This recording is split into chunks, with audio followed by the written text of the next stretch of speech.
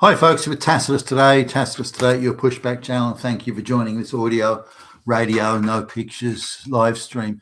Please listen to this presentation as you would a radio. As you're driving along in your car or your truck, or sticking those earbuds while you're on public transport. In this essay, I'd like to talk about an interesting phenomenon, I guess. But there's two sides to this. On one side, it's the black and brown activists who insist that any difference in outcomes with white people, in social outcomes, in life outcomes, in economic outcomes, in brushes with the law outcomes, any of these things are as a result of white supremacy, racism, bigotry, Nazi, Ku Klux Klan, and so on and so forth. Now, the details, of course, aren't particularly relevant to these propaganda screamers, but they do point to, well, the outcomes are different, therefore it must be caused by this. And they're handed this to a large extent by the activist NGO network, college academics, all this sort of thing. And it's very much a Marxist sort of ploy, really. You go to the illiterate peasant, farm worker, and say, "Hey, guess what? Illiterate peasant. Well, why do you want to know why you don't have a waterfront mansion with a yacht and lots of hot blonde chicks running around? You know why that is? It's because you're oppressed. It's because he's a Nazi, fascist, Ku Klux Klan. That's why you don't have it." And the illiterate peasants, "Oh, I thought it was because I was an illiterate peasant." No. It's because of evil Nazi oppression. That's the cause. And by the way, we'll help you get a fuckload of freebies if you just support us and wave a few placards. Is that all I got to do? I thought I had to work hard to get that. No. Placard waving is where it got. So before you know it, you've got a bunch of adherents who are able to run around waving placards, screaming things, and so. Now, the leap between a mob doing that and the French Revolution and others have indicated the link, the short route between the mob, an angry mob waving placards, and people being dragged to the guillotine. That's not much of a stretch, and if it's done through due legal process, the rule of law, and application of legal sobriety and so on, then okay, that's different. But when you got the angry mob just saying, "Hey, we're protecting the safety of our citizens," and then drag you off to the guillotine or the chopping block and so on, then that can easily happen. And history has shown us, whether it's Mao's Cultural Revolution in China, Pol Pot in Cambodia, or the Soviet Union, Stalin, and various East European activities that, when they went communist there under Soviet influence, these sort of things can happen where they think that you might be thinking the wrong thing. They can take you out back and shoot you. Now, we're not exactly far from that today in the West. If they think you're wrong thinking, then they can, close your bank account, or they can make sure you get fired from your job, or you're not allowed to use social media, and so on. So already, half the first step to being taken out back and shot's already there in place. Look at what's happening in Canada and so on, the truckers and the like. So we need to be aware of this when we listen to the insanity of some of this propaganda. I was listening to some of these people that turn up to ask questions at say public debates on university campuses and the like, and the black students. I don't know whether they're all students. They maybe they are. I don't know. Some of them seem a bit old to be students, but anyway, they turn up with their gotcha, kill shot type question things, and but they faced with difficult questions. So black people are still, I'm thinking of one now, black people are still, racially oppressed and denied all sorts of opportunities, and the law discriminates against them. So in this case, it was a black presenter, or a speaker that was there, says, well, what laws are specifically, what laws are oppressing you? what can you not do that a white person can do, or what can a white person do you're not allowed to do, and so on. No, that's not it. There's no law that stops me. There's nothing that prevents me. It's just that it's somehow it's there. It's just somehow it's there, and there's nothing that stops. Okay, well, black people are given preference for entrance to university, for graduation to senior high school, given preference for employment, through quotas and affirmative action and so on. On what basis are you? Well, outcomes are still not exactly equal. So when it's this idea of institutional racism came up, a number of black people have been saying this. I wonder if this is a new talking point they're starting to develop and distribute to see if it gets traction. Is that, well, the Ku Klux Klan may not exist, or Nazis may not exist, or but really the Ku Klux Klan, the KKK, and the Nazis are within the soul and the heart of all white people. All white people are Nazis. Therefore, the idea that where is the KKK meeting, or where, who are the KKK members, or the idea is that, or the claim is that the KKK exist within all white people, and only white people, by the way, and therefore that's the proof. That's the proof that racism is institutional. Now, people can claim that, look, police shootings of unarmed black people. Now that's a very rare occurrence, and more people get struck by, black people get struck by lightning than shot by cops. So on what basis? Well, no, that doesn't matter, because again, the KKK is within all cops, even if they do or don't shoot black people. Whether it's in a shootout with a black criminal that's trying to escape or whatever, that's sort of by the by, because we know that outcomes are unequal, and therefore that's all the proof we need that Nazis and the KKK are everywhere and within all white people, because that's why outcomes are unequal. Now I'll go back to black people that I've hired over the years and try and sort of, because then I can give you an absolute first-hand personal experience account of black thinking. Now this is I'll use this is a black guy. He's got two degrees, and he's still borderline illiterate. And so they're affirmative action degrees, but these affirmative action degrees have whetted his appetite, because he knows, well, I've got the degrees, I've got the bit of paper, just like Whitey's got. Whitey's got the bits of paper, I got the bits of paper. And therefore I should have the same life outcomes as Whitey. But they cherry pick a bit. I want to have the same life outcome as that successful Whitey over there. I don't want the Skid Row Whitey on the street. I don't want that. No, I want that Whitey guy who's doing really well. He's got the hot car. He lives in a nice house, and he's got the hot chick girlfriend. I want that. And so it's a very simplistic sort of take on things. And you can try and explain to somebody as gently as you possibly can, by the way, that well, you've actually not got any degrees. You got an affirmative action degree from a bunch of ideological fanatics in the education department that have this absurd notion, if they give you that bit of paper, that makes you the same as the guy that busted his ass to get that bit of paper, the college degree. Anyway, he's got his 2 degrees, has whetted his appetite.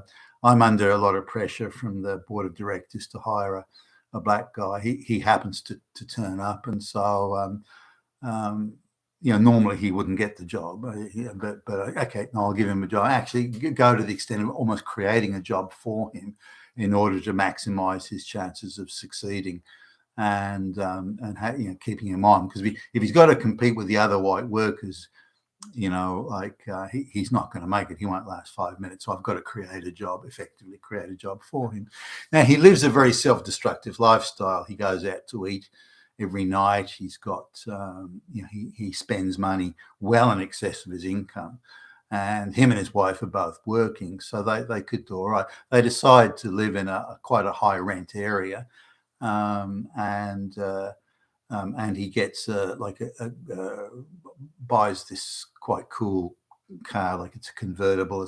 But it's an older one. It's going to need a lot of maintenance, but he thinks it's he always wanted, there was some white kid in the neighborhood had a car like this when he was growing up, and this is one of his badges. This is a trophy of success.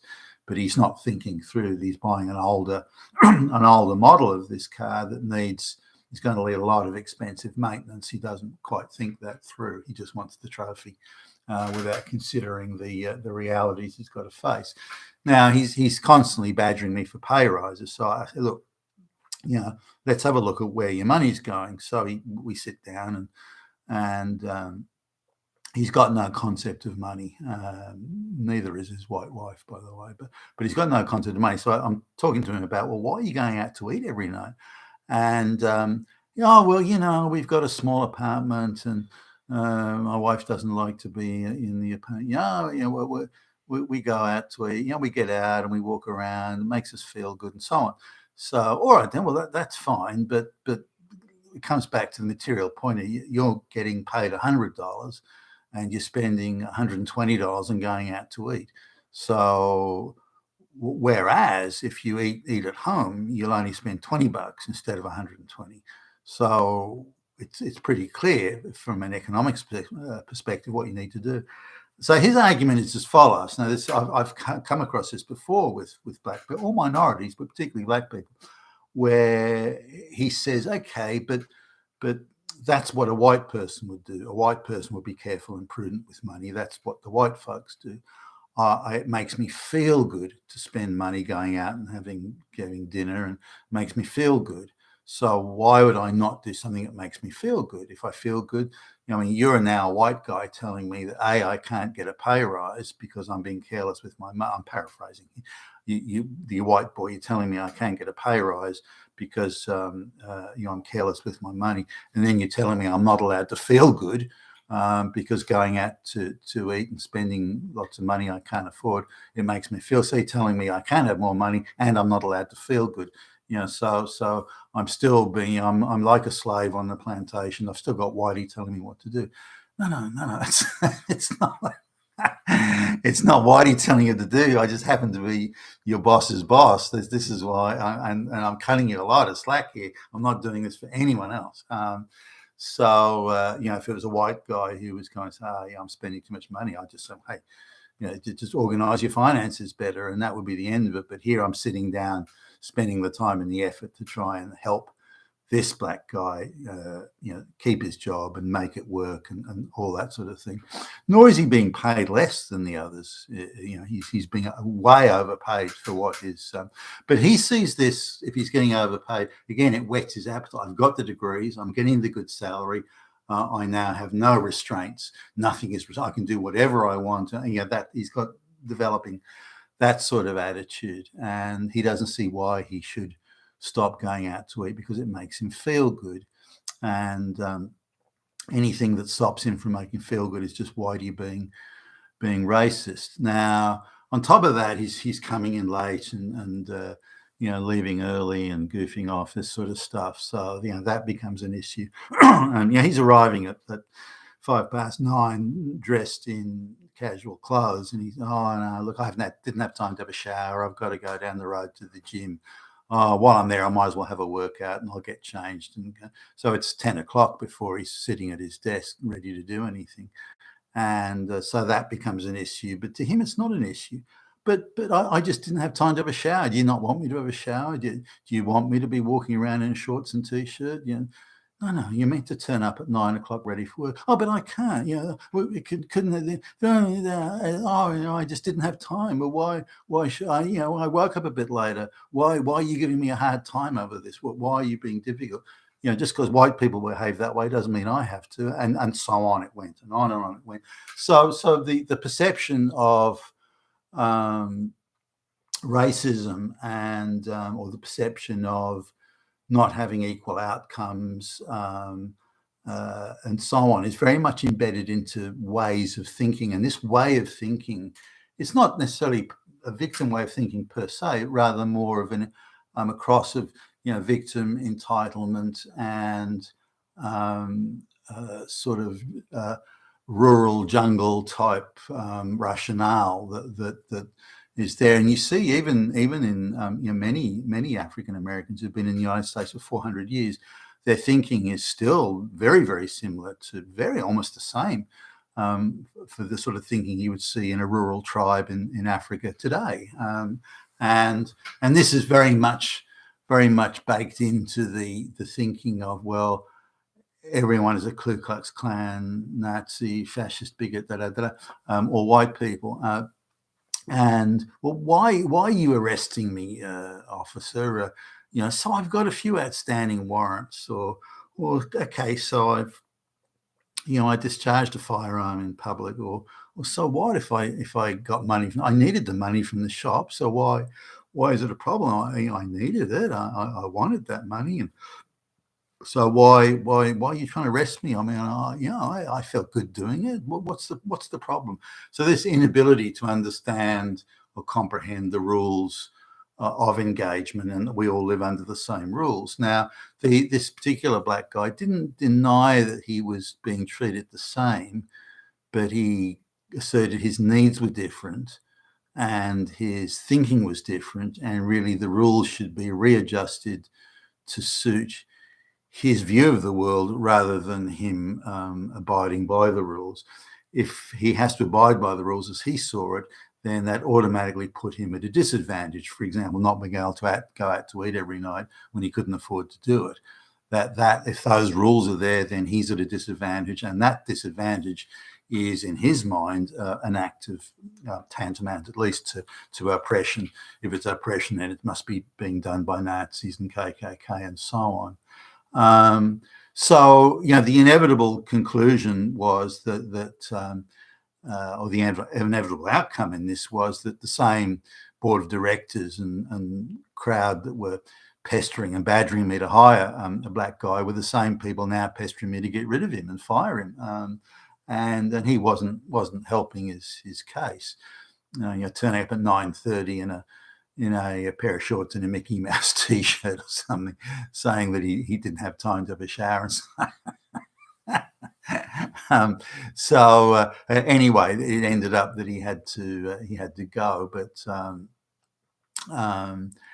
even at the end, he was insisting if only we made special rules just for him, that things would have been fine. If only he'd been given endless pay rises to pay for his ever-increasing appetite of spending money, then it would have been okay. So this is an interesting take on things, but it really is reflected in the attitudes that you see around, certainly in the United States and elsewhere across the Western world now. That if only the rules were different, then the outcomes would be different, and there needs to be special rules for certain groups, and then this will give them a level and equal playing field, so it's argued. You've been fantastic today. Your Pushback channel. Thank you for listening.